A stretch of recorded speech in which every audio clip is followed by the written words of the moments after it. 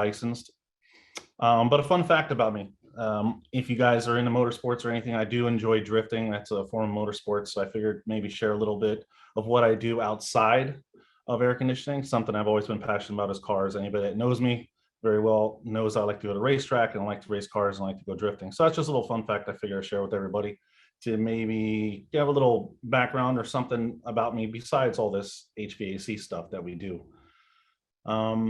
So let's get right into it. Indoor air quality. I'm going to be going over the basics of indoor air quality here.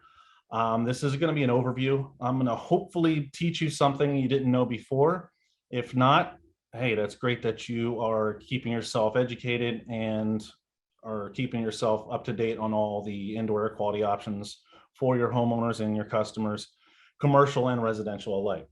So basics of indoor air quality and solutions on how to improve indoor air quality in your customer's home or place of business with the COVID-19, the pandemic, and flu season. Yes. There's a weird box in the middle of the screen that says slideshow and resume slideshow. I don't know if you're seeing that on your end. Let me. Is that better? Yes. Okay, sorry about that. Again, I'm not a PowerPoint guy, so bear with me. But we'll get in this. If you just bear with me, first half, we'll get through this PowerPoint and then I'll get some hands-on and show you guys how to install these products and get closer in-depth unboxing of these products as well. But as I was mentioning before, COVID-19, flu season, the world is totally changed from what it was 3 or 4 years ago. And just out and about in our normal lives is it's just gotten a little more different. I don't want to say difficult, but just different. And I hate to say it, but it is the new norm. So being the new norm as a contractor, we need to understand what our customer needs are. We need to understand how to attack or address certain concerns. If you look on the bottom right, you'll see something I'm sure many of you guys have seen. You'll see the mold building up through the walls, or you see it in the carpet. The reason why I posted that picture up is I want to take a minute before I get into the slideshow to share my personal experience with the indoor air quality products that we offer. I have my aunt. She lived in a house. She lives in a house in South Florida, and my uncle and my cousin reached out to me because they had a mold issue. My aunt is very sensitive to mold, so she was obviously coughing. She was on medications. She had a lot of sinus infections, and it was just miserable for her. She couldn't sleep. She really had a difficult time just living her day-to-day life because she was working at home. Well, we installed one of the products. We actually installed a REME Halo, and I had a previous experience with the REME, or actually an RGF. I think it was the APCO or one of the other brands that we sell, and it showed me it worked. So I basically installed this REME Halo as, I guess you could say, a temporary Band-Aid until they were able to pull the carpet up, patch the walls, and fix all of the mold and try to figure out where it was coming from. I put that in, and this, like I said, this is my own testimony. Within like a day or two, she was off her medications. She was no longer coughing. She was able to sleep at night. So if you come across a situation where you have an area like this, the answer obviously is to repair and get rid of the mold and mildew or whatever it is causing that organic growth. But these products will definitely help your customer, your homeowner, as far as their health is concerned, until that can be accomplished. So that's, I just want to share that with you, because I've had other circumstances as well where I put these products in and people went from being on these medications and actually had to stop and didn't have to take the medications anymore. So they do work. They absolutely do work. It made me a firm believer in these air quality products. So let's get into it here. How to improve indoor air quality. Use of air filters, MERV and electrostatic. Not a huge fan of the electrostatic filters. It's obviously something that if you're using the old style electrostatic filters, you want to make sure that they're cleaned and you take them apart and clean them thoroughly. Maintenance of HVAC systems. Obviously, if you're changing the filters, you're keeping the drain lines clear, you're going to help reduce the growth on the coil and on the inside of the cabinet as well. Cleaning the evaporator coils and blower wheels. Hey, Tim? Yes. Your slide is not advancing. Can you just move it to the next slide? No, I did it. Let's see here. let me do this.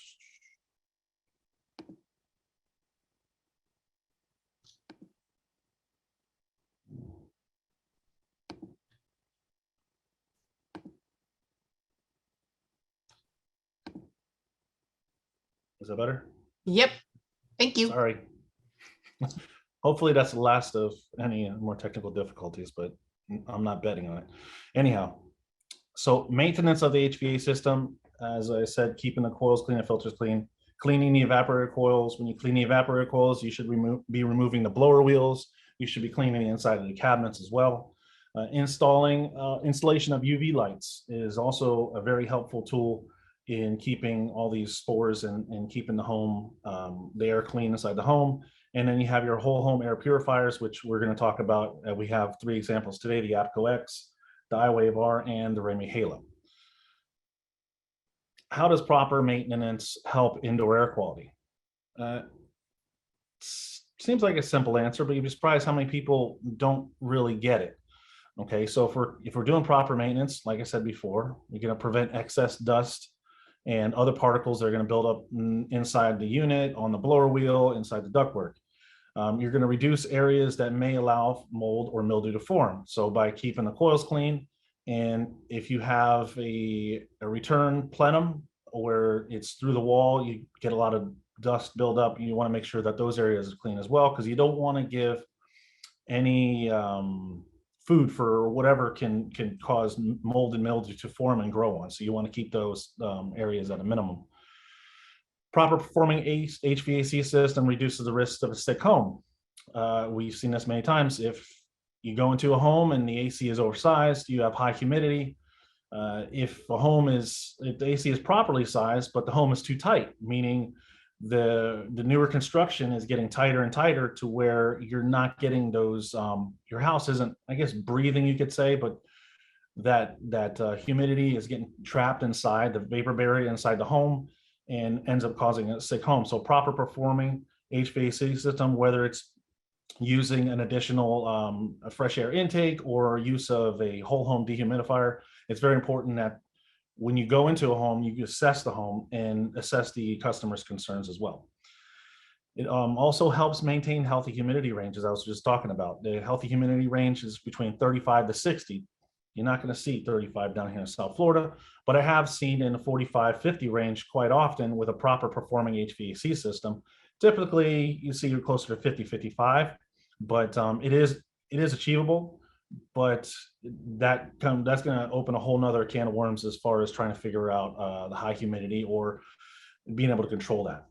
And then also we're going to reduce unwanted odors as well. Okay, prepare the HV system for indoor air quality products. I see a lot of times contractors, and I was guilty of it myself, go into a home and just slap the REME Halo in, or the APCO X or the iWave, just slap it in there, or UV light, and walk away. And it's important for you guys as contractors to be able to communicate to your customers, like, we're going to put this in, but what's the correct way to do it? We want to get a clean slate. If the system is not obviously being replaced with a new system, and you're installing these products in an existing system, then you're going to want to remove, clean, and blow out. You're going to want to remove the evaporator coil for cleaning whenever possible, right? Obviously, sometimes those front return coils, you can't really take them out, so it makes it a little more difficult. But whenever possible, remove the coil and clean it. Clean the drain pan. I've seen a lot of technicians, a lot of installers, my own guys, I would have to get on them quite often, clean the drain pan. If you're pulling the coil out and you're not cleaning the drain pan, you're setting yourself up for failure. Because a lot of times what happens, once you clean that coil, it's going to pull more moisture out of the air, and more water is going to make its way into the drain pan. It was one of the most frustrating things for me as a contractor and training my guys, that they would pull and clean the coil and all that gunk runs into the pan, and they would just slap it back in. And then of course, next day we're going back again for a water leak. So it's very important that you really hammer home the message to your guys, your installers, or your technicians, that if they're going to remove the coil, disassemble the pan, clean that pan, blow the drain lines out. You would think it's common knowledge and it just makes sense, but we all get in a hurry and we want to get to the next job. but you're going to save yourself some time by cleaning the drain pan. Make sure you blow out the drain line and clean the condensation pumps. And then also make sure you clean the blower wheel at the same time, especially if you're putting an indoor air quality product in there. The dirt builds up in those fins of the squirrel cage or whatever you want to call it, and the blower wheel, and you just want to make sure you clean that really well. And you want to make sure if you do use water to clean that, make sure you dry it. You just don't want that water to sit on that blower wheel because it could rust over time. Okay, who or what is MERV? So MERV is not your best friend. Sometimes it can be your best friend if you use it properly. MERV stands for minimum efficiency reporting values. Not really all that important for us. You just really want to know is that there is a rating, and the rating is scaled from 1 to 20 depending on the minimum size of the particles the filter can capture. Simply put, MERV measures how much matter passes through an air filter. In another interesting fact, a dirty filter tends to filter better, right? Because now you have dust particles on there, and those dust particles are also reaching out and grabbing other dust particles, and they're building up on the filter. Obviously, we don't want to leave a dirty filter in there, right? To a point, we want to make sure that the air is able to go through there. But as the dust builds up on that filter, it will in turn attract more dust and make the filter work better. Now, for us, an important thing you need to think about when it comes to MERV is the higher MERV filters. You've gone to Home Depot, or you've probably gone to your customer's home and they've got the 3,000 day filter, right? Oh, I don't have to change this filter for 3,000 days. You know, it was $60. It's the best filter in the world, right? Well, you guys know as well as I do, it's just corrugated in there, and it's just so compact that some of those filters will actually increase your static pressure. Just the filter alone will bump the AC over what's over 1.1 inch of static or column pressure. You know, I'm talking about static pressure. So you need to be very vigilant and pay attention to what filter you're using, and not to use too restrictive filter. We at Tropic, our filter bases, the ones with the door on them, they have slats that you can pull out, and you can use a 2-inch filter. I recommend using a 2-inch or larger filter any chance you get. If you got a homeowner that is just, you can't change their mind, they want to use a MERV 20 filter or 15 filter, some ridiculous highly restrictive filter, then you're going to need to explain to them about the airflow. And you're going to have to, if they have a through the wall grill, filter back grill, then you're going to have to talk to them about enlarging that, or maybe additions of more returns, because they can have the best filter in the world, but if their AC can't function, it's useless. So what are the differences in MERV? So MERV 1 through 4 is going to capture particles greater than 10 micrometers. That's going to be like bugs, your dust mites, your household debris. MERV 5 through 8, that's going to capture particles greater than 3 micrometers, which will be your pet dander, your mold, your aerosol sprays. And this is the basic standard for most HVAC applications. MERV 9 through 12 captures particles greater than 1 micrometer, most dust and common pollutants, and these are used in hospitals and labs. MERV 13 through 16 is going to capture particles greater than 0.3 micrometers, bacteria droplets from sneezing, smoke, etc. And this is going to be more often used in your hospitals, your pharmacies. You're getting into these HEPA filters or these high MERV filters. They need to filter out everything because they're trying to work in a clean environment. And that's where it leads us into MERV 17 to 20, which is going to capture just about all particles of smoke, dust, and other debris.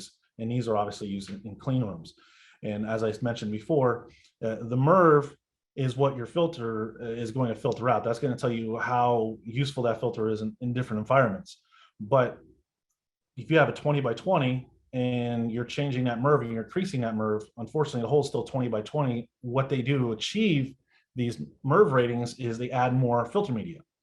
So shoving more filter media in the same space is going to cause airflow. And airflow is very key in our industry, especially as the units, the technology's upgrading, and the units are going to do what they can to achieve the CFM that we ask it to give. A lot of people have, or actually I've been going on a lot of calls with airflow issues and static issues, which is really a whole nother topic that we could spend hours talking about. But the reason I want to mention it is if you're pulling out a older unit and they're still out there, the PSC motors with just the run cap, those motors, they spun a certain RPM. They really didn't care about the CFM. If it wasn't putting the CFM out that it was rated, it's just going to spin that RPM and that's it. So all these issues that we're running, these static pressure issues that we're running into now, that are causing water leaks and just all kinds of headaches, we're putting these constant torque motors, these variable speed motors in there in a ductwork that probably wasn't effective or sized properly from the beginning. So now we put these new motors in, and these motors are designed to give you a certain CFM. So they're going to give you that certain CFM, and the only way they can is by spinning faster.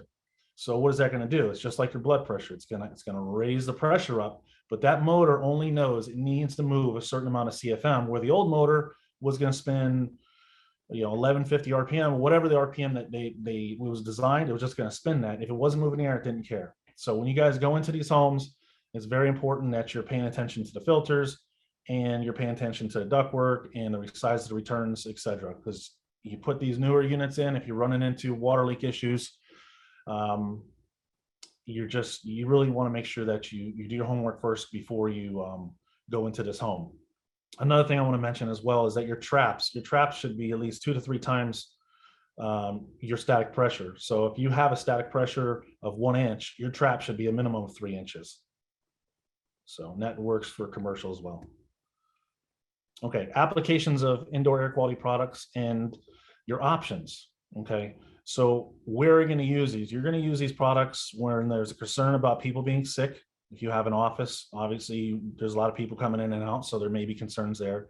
Any area where odors are a concern: homes, apartments, condos, schools, daycares, nurseries, nursing homes, and assisted living facilities, gyms and locker rooms. Gyms and locker rooms are a great place to use these products because they're going to eliminate that odor. And some of the products that we're going to be using, we're going to use UV lights, we're going to be using PCO products, bipolar ionization products, active ionic oxidation with advanced catalyst, that's a tongue twister. All these products are going to help us control those. We're going to go into that now. Okay, but first I want to talk about VOC. What does VOC mean? VOC stands for volatile organic compound. VOCs are compounds that they have a high vapor pressure and low water solubility. Many VOCs are human-made chemicals that are used and produced in the manufacturing plants, pharmaceuticals, and refrigerants. VOCs are typically either industrial solvents or byproducts produced by chlorination and water treatments such as chloroform. VOCs are often compounds of petroleum fuels, hydraulic fuels, paint thinners, and dry cleaning agents. VOCs are common groundwater contaminants as well. So I got a list here. You have your indoor sources, your building materials, you have your paint strippers, varnishes, finishes, flooring, carpet, caulking, home and personal care products, furniture, pesticides, air fresheners, so on and so forth. As you guys can see, there's just quite a few, and we see all these in every home, which is going to go back to also making sure when you go to a home, you can assess these issues. Indoor air, these products are going to help eliminate these odors, but on some more aggressive homes, or you can say tight homes where they're not getting fresh air, this may be a band-aid. So you need to be able to assess those things in the field when you get to the job site and make sure that you can, just help your customer solve their problems more than just cover them up. What is UV light? UV light is often referred to as ultraviolet light, but it's a type of electromagnetic radiation with wavelengths shorter, invisible, blah, blah, blah. Sorry, I'm going to kind of get through this because I can see we're almost at halfway through and I do want to go over some of this installation. The important thing that we need to know about UV lights is a UV light will not kill particles in the air. Okay, it is the air, the particles that are flowing past the UV light, they're going by so fast, it really doesn't have a chance to kill those particles. The UV light is going to be useful in putting the UV light inside the air handler. Before and after the coil is ideal, and it's going to help keep that growth from forming on the coil. And what we're going to be using in most UV lights are going to be the UVC rays, and they are dangerous. If you're working on a unit and you have the light on, you need to turn the light off. Personal experience, my father was working on a unit. I told him, listen, Dad, turn that UV light off. And he didn't listen. And that night, his eyes were burning. He got sunburn basically on his eyes. He was only working on a unit for maybe like 20 minutes. So it's very important that if you're working on a unit, turn those UV lights off. They do work, but they're only going to work to kill surface matter, if that makes sense, or pathogens that are on the surface. Okay, and then here's an example of the UV lights and the different levels. You have UVA, which is your black light, UVB, which is your suntan, or that's what you're going to get when you're outside in the sunburn. And then you have your UVC or UVCI, ultraviolet germicidal irradiation. Sorry, there's a lot of big words here. I'm not used to this. But you can basically see what we're going to be focusing on when we put a product in. It's going to be a UVC type light. Okay, how do they work? Basically, what I mentioned before, it's going to target things that are alive. It's going to kill anything. It's also going to reduce your dust. It's going to kill anything that's forming on the coil. If you put these UV lights before the coil, what I mean is between, after the filter and before the coil, if that light is shining on the coil and you put it on a coil that you did not clean at first, well, it's going to happen. It's going to kill everything that's on that coil, and it's going to dry them out, and they're going to turn into flakes, and they can fall into the drain pan and increase the chance of a callback as far as water leaks. So it's very important that you guys are pulling those coils and cleaning them before you install any of these products. Okay, you see some of your typical locations. On the left, that would probably be more of a commercial application. And then you see in the middle, that's going to be typically what we see. Ideally, if you can use 2 UV bulbs and install them like the middle picture between the blower and the coil, and the one just before the coil, that would be ideal. If you're only applicating, if the only thing you're doing is putting UV lights in, I would always recommend at least a minimum of 2. And a fun fact, the buildup material is 0.002 thick on a cooling coil will reduce airflow by 9%, which obviously reduces efficiency and comfort. Okay, your PCO products. PCO stands for photocatalytic oxidation. PCO uses a photo and a catalytic agent, oxidizing chemicals and odors, commonly used in industrial application, but PCO products are now available for us to use for the residential customers in the home as well. How does a PCO device work? It works in 3 ways. Use of a UV light, which is going to keep the coils and inside the unit clean, also reduce mold and bacteria on the exposed surfaces. It's going to use a carbon honeycomb. This does a great job in reducing odors. The UV light actually regenerates it. So the UV light is actually cleaning that as it's working to purify the air. It doesn't have to be replaced. And honeycomb blocks, they have these honeycomb blocks, so it increases the surface area. So these systems, such as the APCO, is where you're going to see this, where you have the UV light and it's going to be shining against these carbon blocks, and it's going to help purify the air. Okay. Number 3, PCO will effectively get rid of VOCs and airborne chemical contaminants. It also creates hydroxyl radicals to attack VOCs, converts unwanted VOCs to simple carbon dioxide and water vapor. Similar to like a catalytic converter on the car, it's going to clean that and get all that stuff out of the air. And then you got the hydroxyl radicals, which are produced to attack the VOCs. And then, of course, converts the VOCs to simple carbon dioxide and water vapors. And that's going to help with the indoor air quality overall. Then we have your bipolar ionization, which is going to utilize steady state DC ionization. And what is that going to do? That's going to kill mold, viruses, and bacteria. It's going to convert VOCs into friendly gases found in the atmosphere. It's going to eliminate odors and tobacco smoke. It's going to reduce static electricity, and it's going to eliminate that dirty sock syndrome. That dirty sock syndrome, most commonly found, at least in my experience, are typically in your mini split systems. So if you have a homeowner that's complaining about their mini split having that dirty sock or musty smell, iWave does offer a product that is a bipolar ionization. It's a ribbon, and it has little brushes on it. If you've watched my mini split class, then you get a better look at it, but that does a great job in eliminating that dirty sock syndrome smell. The only thing that key note about that is the iWave R, it does self-clean itself. With the mini split iWave that they use, it's almost like a ribbon. It has tape, and it has like a Velcro strip. That has little brushes on it, so anytime there's a maintenance, you're going to want to make sure that, one, it's powered off. The system is completely powered off, because you don't want to touch those little brushes when there's power to them. But once the power is off, if you're doing a cleaning and you have an iWave installed on the mini split, you want to make sure you clean those brushes off. Okay, your bipolar ionization. Like I said before, steady state DC ionization, high voltage of both polarities, continuously applied to a pair of positive and negative emitter points, oppositely charging hydrogen and oxygen ions produce a plasma, also known as bipolar ionization. Odor control. The ions produced by needlepoint ionization break down gases and electron volt potential numbers below 12, transforming the harmless compound. Basically, it's putting a charge in the air, and it's causing these things, a lot of some particles to stick together. It's going to make them bigger. They're going to clump together, and then it's going to allow your filter to work better, right? It's the particles aren't going to be as small, so they're not going to pass through the filter. And it's also going to, a lot of these products are going to fall down to the floor. So you may get complaints. I have heard complaints that after these products are put in, that they find more dust in the home, like on the counters or on shelves and whatnot, because a lot of these products that normally would flow through the air freely and get in our nose and our sinuses are now settling onto the surfaces. Okay, it's going to reduce airborne particles, like I just mentioned. In the event of bipolar ionization, positive, negative. Long story short, it works. It's going to combine all these products, and it's going to help the home be less dusty. It's going to help with the pollen control. If you have homeowners have a lot of dust allergies, it's going to help them as well. And it's not just germs that bipolar ionization helps eliminate.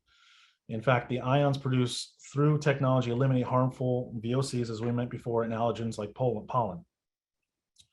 When bipolar ionization is partnered with high efficiency particulate air filter and UVC irradiation, the air is well protected. Man, a lot of big words here. No, I'm not happy. Okay. Bipolar ionization kills mold, viruses, as I mentioned, and bacteria. It produces positive and negative ions that react to form hydroxyls, which surround the pathogen. If you look on the right there in the pictures, you can see that the positive and negative, and they kind of, they're going to rob the pathogen of hydrogen. I can't get into too deep with that, right? But it's going to rob it of what it needs to survive. It's going to kill those pathogens, and it's also going to make the other viruses, going to rob them from the hydrogen they need for them to survive as well. So basically, it's going to be killing all these pathogens as they're floating around in the air. Next up, we have your active ionic oxidation with advanced catalyst. Okay, this technology, it's going to migrate throughout the conditioned space to scrub and clean your indoor air and surfaces. So a lot of these systems are going to clean the air. They're going to be cleaning the air throughout the home, but they're also going to settle. A lot of this stuff is going to settle on your countertops and your cabinets and your shelves to continue to clean and scrub the air. Other particulates, it's going to seek out these things, and it's going to kill these unwanted pathogens that we don't want in our home.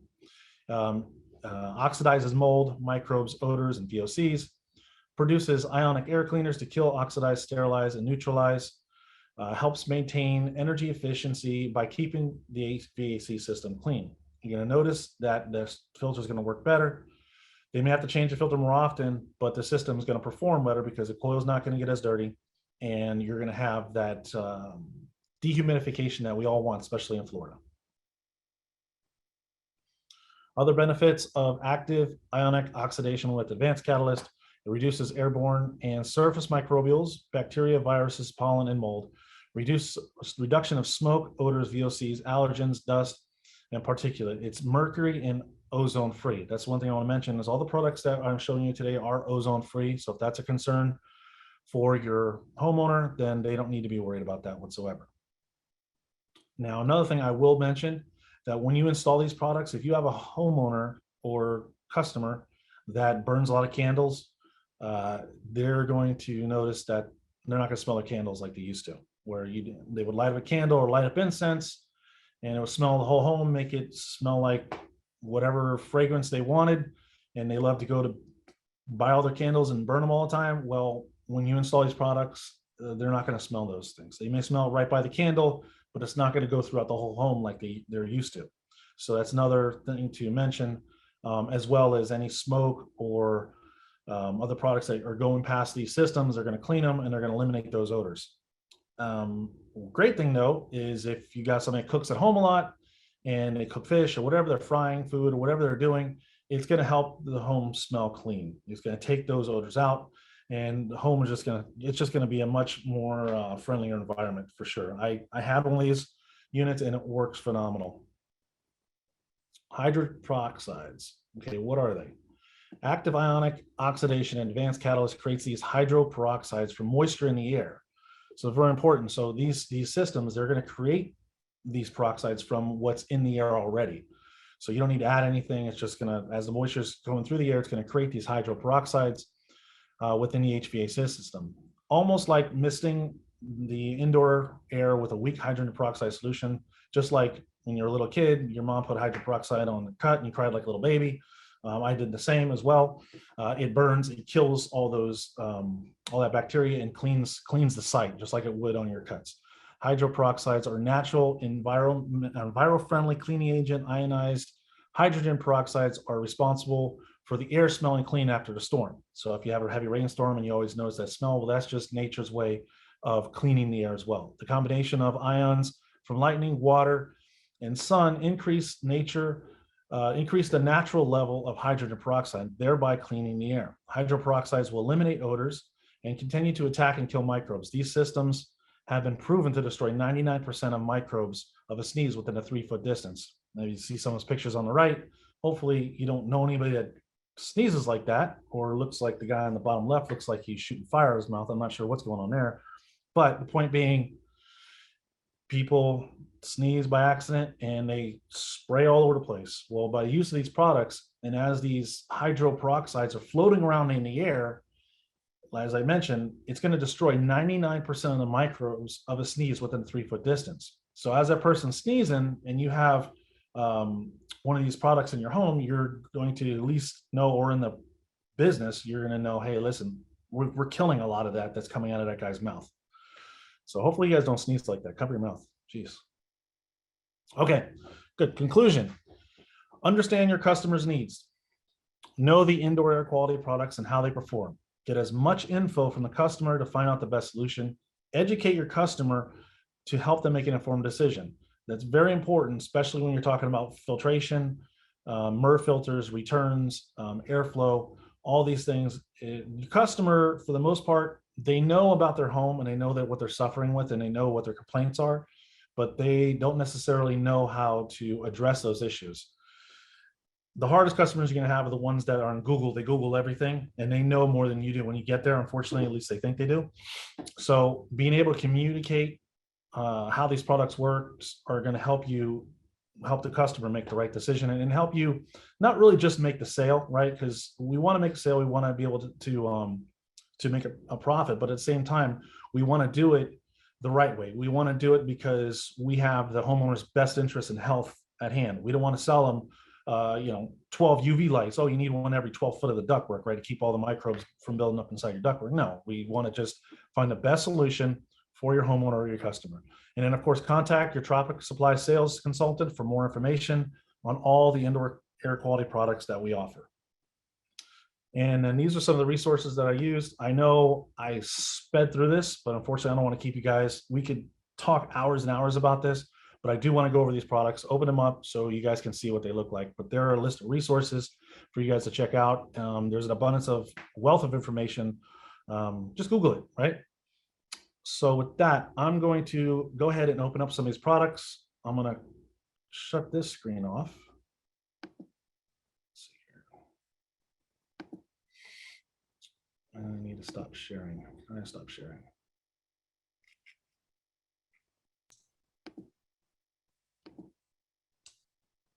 Nicole, I don't know if you could switch over to the other screen or I got to stop sharing, right? Yeah, down at the, yes, at the very bottom, you're going to see screen share. Okay. There you go. Okay, it's gone. That's There we gone. go. Now all we see is you. So if you're going to swap over Okay. to your other camera, go ahead. Yep.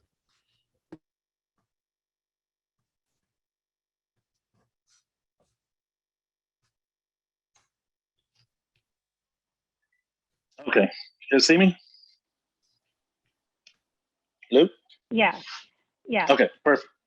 Okay, what you guys can see here, we have the APCO X, we have the iWave R, and we have the REME Halo LED. I'm gonna do a quick unboxing and try to go over this as quickly as possible because I know you guys are busy. and I want to take the least amount of your time as possible. So the APCO X, this is going to be a good example of the PCO product I had mentioned before, where it's using a UV light and like a carbon catalyst. So you have your mounting plate, you have your directions, and you have your gasket. Okay. With the APCO X, if you can see there is a line here, you basically want to punch the center out, and you want to use this to trace an outline on your ductwork that will cut your hole. And this is two-sided tape. This is like a two-sided gasket. So just peel and stick on both sides. So you're basically going to stick this to the APCO product, and then this is going to go onto your ductwork. You're going to bend these flaps in, and then you have your bolts or studs here where the APCO is going to go ahead and secure to. As far as setup, the APCO is pretty simple. I would say install-wise, the APCO is going to be one of the simplest. Basically, it already has a cable plug, already has a cable on it. Now, this is rated for 120 to, I believe, 277. So you just need to plug this in. There's nothing else you need to do. If you want, you can cut this plug off, and then you can wire it into the unit itself. The APCO system is designed to just be on all the time. You don't need to cycle it on and off with the fan switch. So you're just going to power it up, and you're not going to have any problem there. To take this cover off, there's these plastic screws here. I do want to mention that these screws are plastic, so you don't want to torque them down with a wrench or anything, because you will break them. So just take your time, be patient. And again, this is just going to go right above the unit in the ductwork. You're not going to want to put this in where the coil is. Definitely want to keep it right above the unit. So if this is your air handler and your ductwork's coming up, you're just going to cut the hole. You're going to put it right up there. That's about it for that. Now, you can see the carbon cartridges, and then of course it does come with a UV light bulb inside the box here.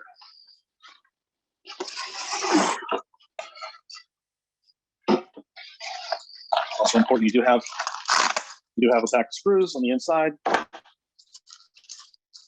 It is taped on the back side of one of the cardboard, so make sure your guys, when they're installing them, they don't throw that cardboard away right away. They're gonna need these little nuts in order to hold the UV light on. Now, I believe that APCO recommends replacing this bulb every 2 years. It's a nice bulb, it's glass, so you want to make sure you're very careful with that. And then they're going to just slip it in and then use these little plastic nuts to tighten it on. Another thing that's good about the APCO X as well is that they do offer an additional UV light to be placed by the coil. I would recommend, if you're going to use that, I would put it before the coil, because if you put it before the coil, it's going to keep the surface of that coil clean. And then you can here, just plug this in here. So you can run an additional, you can see there's a possibility to run an additional light off of this, so that you just need this one ballast will control both lights. And then there you go. As you see your bulbs there, and that airflow is just going to go across, and it's going to help clean the air as the air flows across it. Very simple. I would say, like I said before, the APCO is probably the simplest to install out of the three. Next up is the iWave. iWave. Hey, Tim. Yes, sir. There was a comment made that we should probably go over. It says that he touched the bulb with his fingers, thought the oils on your hands could damage it. So if you look closely at that bulb, what Fresh Air UV has done on all their UV bulbs is it's actually like a bulb inside of a bulb. So there's a clear glass shell around the bulb itself that you can touch all day long with your oily fingers, and you're not going to affect or harm the bulb at all. It's something new that's occurred probably, oh gosh, it's probably been that way for at least 4 or 5 years now, if not longer. That's why the boxes used to come with gloves to handle the bulbs with, and they no longer do, because it's not needed on those bulbs. Couldn't have said it better myself. Seriously. Thanks, Todd. Yeah. And you know So what? we There's got- another question there. Todd, did you see that one? If I don't have enough plenum to install the light, where can I install it? Well, if you don't have enough plenum to install the light, there's a couple different options. You could go in the side. It's really going to be one of those. It's going to go back to what I was saying before. Is if you know what the indoor air quality products that you have and you know how to use them, how to install them, when you come into the home, you're not going to install something that won't fit, right? So if you have an air handler like this, where the OPCO is definitely longer than that, you may have to go in the side.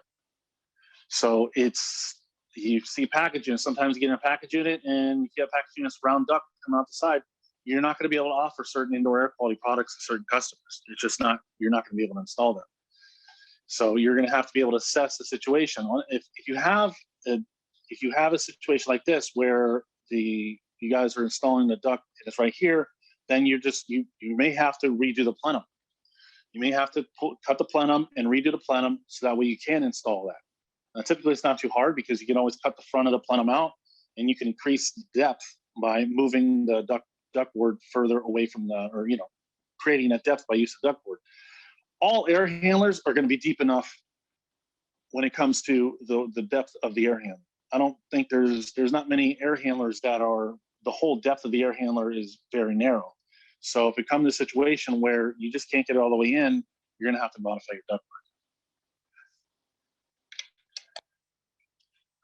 And next up, we have the iWave. The iWave, much simpler. It's maintenance free. As you can see here, there is no UV light. You have your wires. This as well has multiple voltages. It makes it very simple. You just got to hook it up. You can hook it up to 120. You can hook up to 220. You have your ground. The one thing I want to mention is these purple wires here. These purple wires, they're for an external alarm light. So this iWave has a light that lets you know it's on and it's working. When you mount this, or if you mount this inside the cabinet, the homeowner or you or any of the service technician, you won't be able to see that light once the panel's on. So you can wire in an additional LED light to mount external, so that way you'll be able to use it. Now, these contacts it does not provide power to the light. So if you're going to wire in a light, you're going to have to power it up. But this is normally closed when the system is on. So whatever form of alarm or alert that you want to use, whether it's an audio alert or visual alert, this is basically a normally closed contact when the system is on. So if you're providing power to that, and then you need to provide that additional. Now, what you'll see here is you're going to see these little brushes here. You don't want to touch them when there's power on, but they're just these little carbon brushes. And the way you want to install this is you want the air to flow. If you look at it like a goalpost, you want that to flow. You want the air to flow straight across. And it even has arrows there. It tells you the airflow. You want the airflow to flow straight across.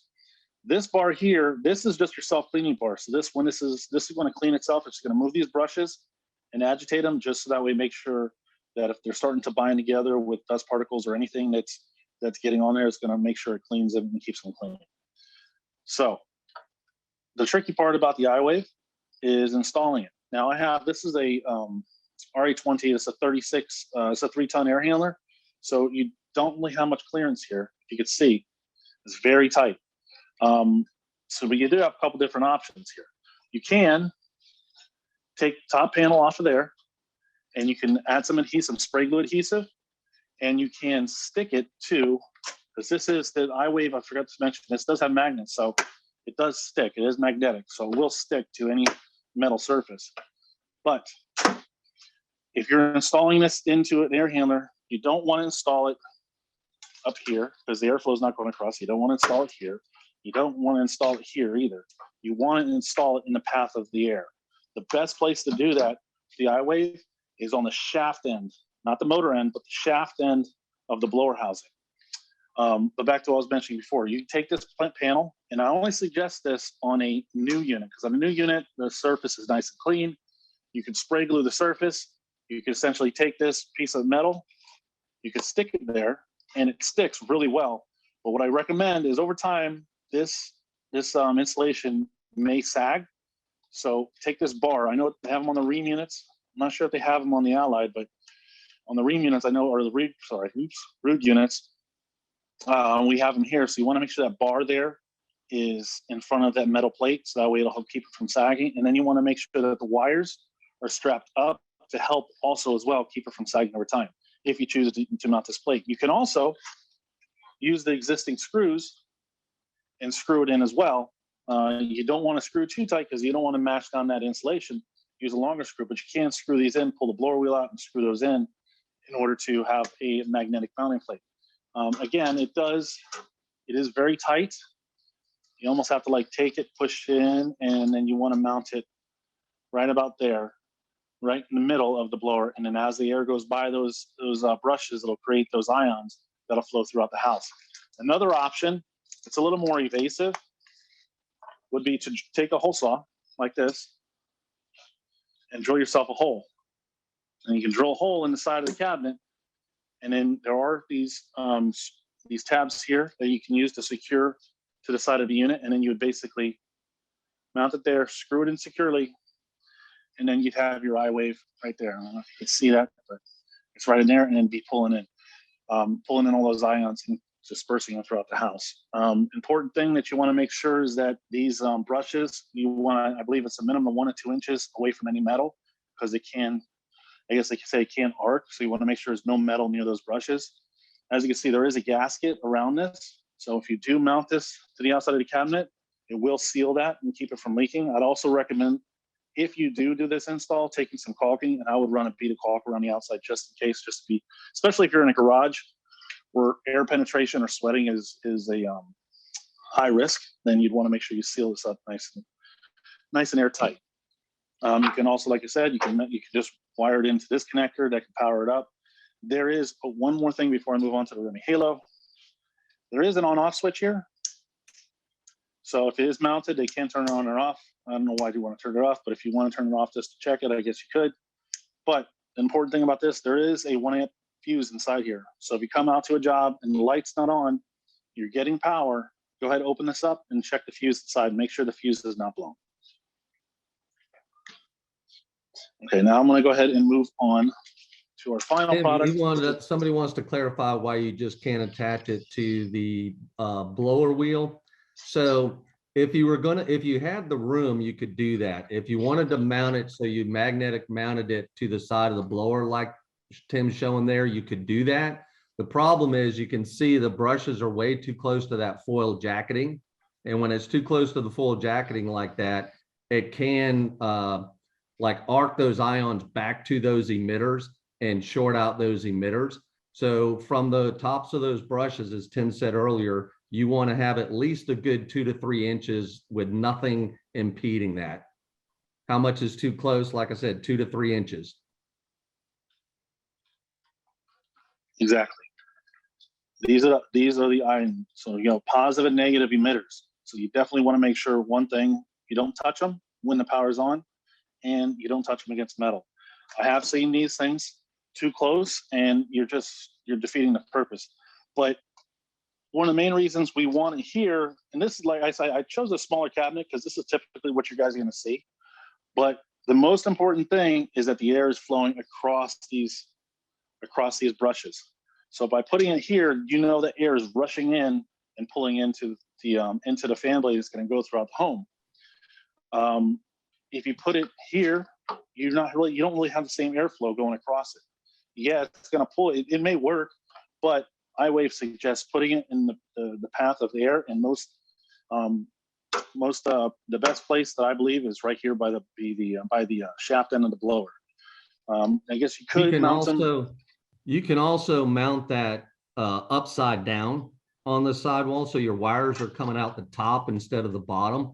So if you're gluing the plate to the side of the air handler, I usually recommend those wires coming out the top instead of the bottom, so you can run those wires behind 1 or 2 of those metal wire brackets that's holding the insulation in, and then zip tying those wires to that to give it a little bit more support as well. Right, correct. Now you don't want to put this before the filter either. So if you have a larger A-frame coil and you want to stick it to the inside of the metal plate that is on either end of the coil, you can, but you do not want to install these before the filter. You want to make sure that the air is filtered prior to passing over this, because if not, all the dust, it's going to emit ions and it's going to kill all the particles, but the dust can still land on these brushes. So you want to try to put it in the cleanest environment you can. Move We're on. getting a question, can I mount it in the plenum? Jody, is Jody on the call?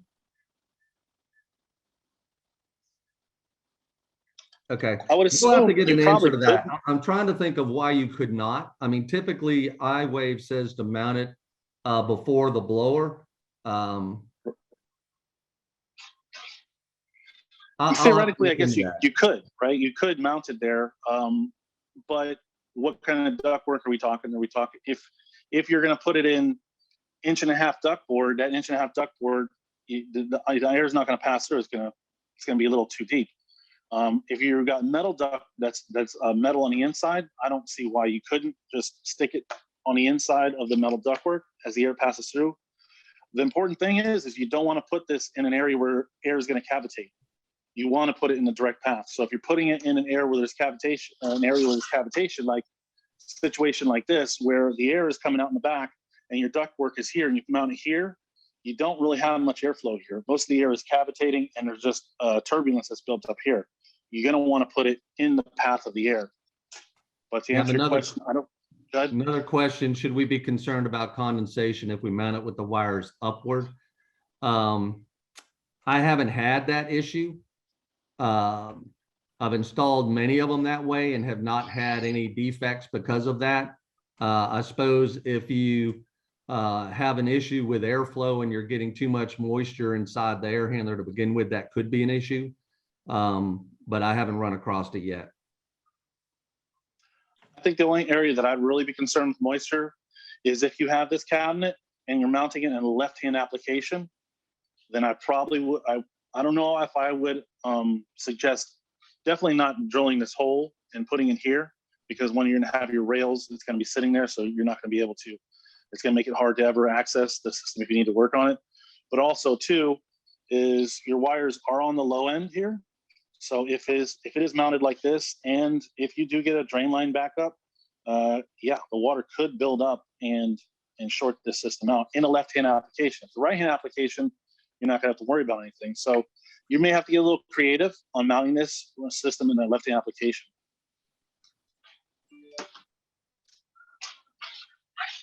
So in a left-hand application, Tim, just for some clarification on that, if you lay that air handler down in a left-hand application, you can still utilize the electric heat plate and glue it to the top side of the cabinet now and mount the brushes to where they're above the coil and below the blower assembly. So you'd want to be over here on this side. Right. Right. But again, like on a 3-ton air handler, very tight. On your larger cabinets, your 24-inch cabinets, you're not going to have a problem. 21-inch cabinets, you'll have more space. This is a 17-inch wide cabinet, so it is very tight. So yeah, well, yeah, you just want to mount it low enough to make sure the brushes are below the blower housing and above the top of the evaporator coil. That way you have no metal impeding it at all. Right. Like I said, you may have to get creative on some units depending on what you're, but knowing the product and knowing how it's installed is going to help you make those decisions beforehand. So you're not thrown into a situation where, okay, I got this, I got that. Now how do I make it work? Plan ahead. So now I'm going to move on to the REME Halo. This is the LED version. The older versions had basically like a fluorescent UV bulb. These have an LED bulb. Now this REME Halo does come with a fan switch, and you can also purchase an additional airflow switch. I'm just going to go over this kind of briefly. If you are working on a system, you're installing a Halo, the Halo is designed, or at least they're in the instructions, they're telling us that they want it to only be on when the fan is on. So when you have, if you have a motor that's a PSC motor and it's controlled with the line voltage, so when the fan relay will power up the fan, you can wire the REME Halo to be powered up when the fan, you can basically wire it into the fan relay. So that makes your life kind of simple. You're not going to need a transformer. You're not going to need this relay. And you're not going to need the airflow switch. Where the relay comes into play is a situation like this. You have an ECM constant torque motor. So what you're going to want to do is, wire in this relay. Obviously it's a regular fan relay, and you're going to want to wire it in, or it wired into G, so that this will power up the REME Halo anytime you get a G call. So anytime that fan kicks on, the REME Halo is going to activate, and it's going to start purifying the air. So that the REME Halo does come with this additional relay. Now you have the other option, which will be your airflow switch. Now your airflow switch, why this is important is it's going to come into use when you have a communicating system. We have a variable speed fan motor. You're not getting a 24-volt call from the thermostat to turn the fan on, right? It's all communicating. So what you're going to need to do is you're going to need to purchase this additional kit here, so that way when there's airflow, the system will come on. And basically how it works is just an airflow switch, very simple. It comes with hose, comes with your instructions, comes with your screws, everything you need to mount it. And here it is right here. So basically, you have your normally open contacts. So these contacts will close when it senses a pressure drop. You can mount this any position. So it doesn't have to be this way. It doesn't have to be facing up, facing down. You can basically mount any position. It's got a negative pressure side and a positive pressure side. So positive pressure side is after the blower. Negative pressure will be inside the cabinet. You can mount this inside the cabinet in the negative pressure area of the unit. And you can mount it on the outside if you can. If you don't have room, you can mount it on the outside as well. It's just important that you get these correct. Your positive side, it has a little positive mark there, and then you have your negative side. It has your P2 negative and P1 is positive. You're going to run with the use of this hose, and there's some grommets. You would drill a hole into, in this situation, I would drill a hole in right above or next to where the electric heat goes, because this is going to be your positive pressure side of the blower. That's going to apply positive pressure, and then per instructions, they recommend running a tube down towards past the blower wheel, where the negative pressure is going to be. This whole cabinet is going to be negative pressure because of the coil and the filter. So that pressure differential, once it kicks in, the unit kicks on and the senses airflow, it's going to close these contacts and it's going to turn on your REME Halo. So if you have a communicating system, one of our UA17s or UA20 or whatever it is, and you're using a variable speed fan motor and you don't have a 24-volt call to green, then you're going to want to purchase this as well. And all this is available at your local Tropic. So now getting into the REME Halo itself. Mounting wise, going to be very similar to the APCO X. It's going to come with your instructions. It's going to come with a little gasket. Here's your gasket, and you can see here's where your cutout would be. You pop this center section out here, and then you go ahead and trace that outline on your ductwork right above the unit, just like you do with the APCO. And then, of course, you have your sticker. I always, a lot of people throw these away, but it's very important to put this on the unit. One, the homeowners, they like to see these stickers for some reason. It makes them feel like you did something. And then you want to put the install date and then recommend replacing of the bulb. Now, I believe the lifespan on the LED is 4 years versus the older REMEs, they were 2 years. So you get more lifespan for not much more money. So I would definitely recommend the LED over the older REME Halos. And instructions, then once you mount your system, this is a pre-cut foil tape that you're going to apply over the mounting base of the Halo to help seal it off so you don't get any leaks for the air. And here's your REME Halo. Now, what's great about the REME Halo is, I guess you could say, to make it simple, it's this version of the REME Halo is like a combo. So you have your UV LED, UVC LED technology, where you have the cartridges here that's going to do that very similar effect that the APCO does. But in addition, there are positive negative ions. This is also an air ionizer as well. Inside here, as the air passes through, it's going to do the ionization throughout the air as well. So I guess you can kind of say it's a combo of the iWave and the APCO X to be able to achieve whole home air purification as well. If you're familiar with the old REME Halos, they did have a lot going on behind this little cover here. Let's see, take this off. This one, a lot simpler. A lot simpler. Very easy. Now, these are removable and cleanable. from this front area as well, as you can see. And then you got your access to your LED as well. So these systems work great. I've used them in the past. Just solving band-aiding issues that were just unfortunately out of control. Now, the REME Halo also does come with a transformer. The LED comes with a transformer, comes with a nice box too. So this box, you basically take the screw off, you just got a transformer in there, and then you're gonna go ahead, and this is your plug for your REME Halo. Another thing on a situation like this, finding where to install, it could be here, you know, on the top, wherever. This is a transformer. You could actually screw this to the outside of the cabinet. It does have a knockout here. So you can wire this to the outside of the cabinet if you don't want to put it on the inside. And then you can just go ahead and supply your voltage to this. Basically, I would on a root system, I'd recommend using these terminals. But for the most part, that's about it with these systems. As I said, the APCO and the Halo are going to install fairly the same, basically the same. You're going to go in the ductwork above. The iWave is you're going to have to get a little creative on depending on the unit. It's very simple because if you utilize the magnets and you do what Todd recommended, and you spray glue that panel here, make sure that bar is there to keep from sagging over time. You basically just have to magnetic, it sticks right to it. So depending on the application, this is a lot easier to install. But like I said before, know the products and know how to install them, and then know what the customer's needs are as well.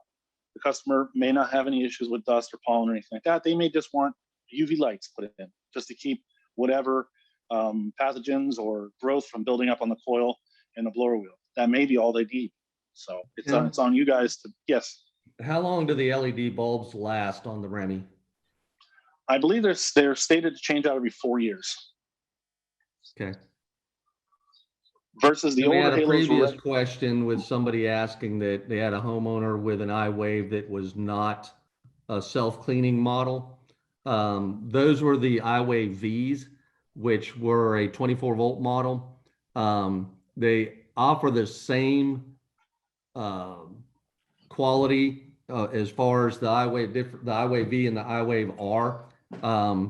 There's nothing wrong with that iWave V. It's just we recommend you brush the brushes off with a cleaning cloth, just a cloth, a dry cloth. You can clean those bristles off and do that at every maintenance that you do on the system, like every 6 months or even once a year or what have you. But to keep those brushes clean, and it should be fine. You don't have to upgrade that to the iWave R. Yeah, what I recommend is a toothbrush. Get a little toothbrush, and that goes back to the beginning of my presentation, maintenance.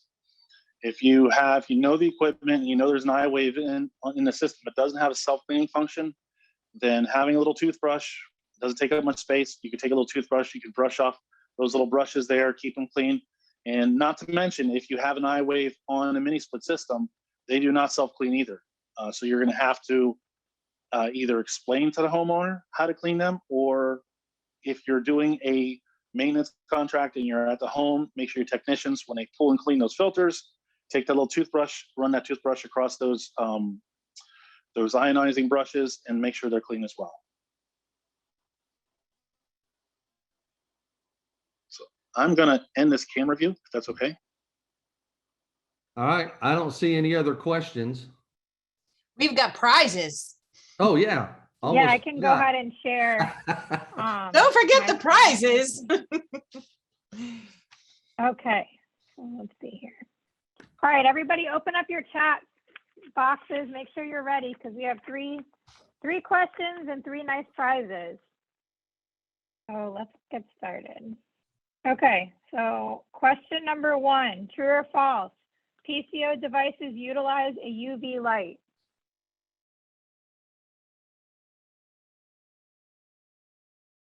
Question number 2, bipolar ionization kills A, viruses, B, ants, C, your electric bill, D, dead skin cells found in dust.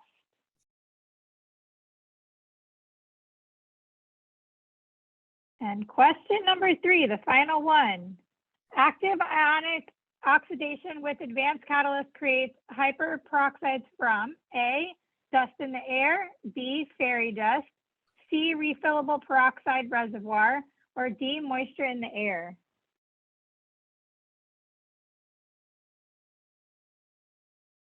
Todd and Tim, you want to take that question? Will any of these products mitigate existing mold? No. Yes. Well, okay. So, so that's the thing is mitigate. It's not going to kill existing mold. No, absolutely not. It's not the answer to getting like putting in a room and doing proper remediation. But it is that Band-Aid that I mentioned before, where if you have a homeowner that is suffering from these side effects of mold or mildew, and they can't go stay in a hotel room, you can add one of these products, the APCO X. Basically do your research and find out which one is going to work the best for your homeowner. But I do have personal experience with my aunt, as I mentioned before. She had mold and mildew build up in one of the bedrooms. She couldn't sleep. I installed a REME Halo, and she was able to, be able to have a decent life until they were able to fix that. I also have another situation where I believe we installed the APCO in a gas station, and there was a lot of mold and mildew buildup inside the building, and the gas station attendant was suffering from a lot of infections and sinus issues. And we installed that, and she was able to work there without coughing a million times a day. So it's a Band-Aid to help the air that's inside the home, but it's not the answer to mitigate mold.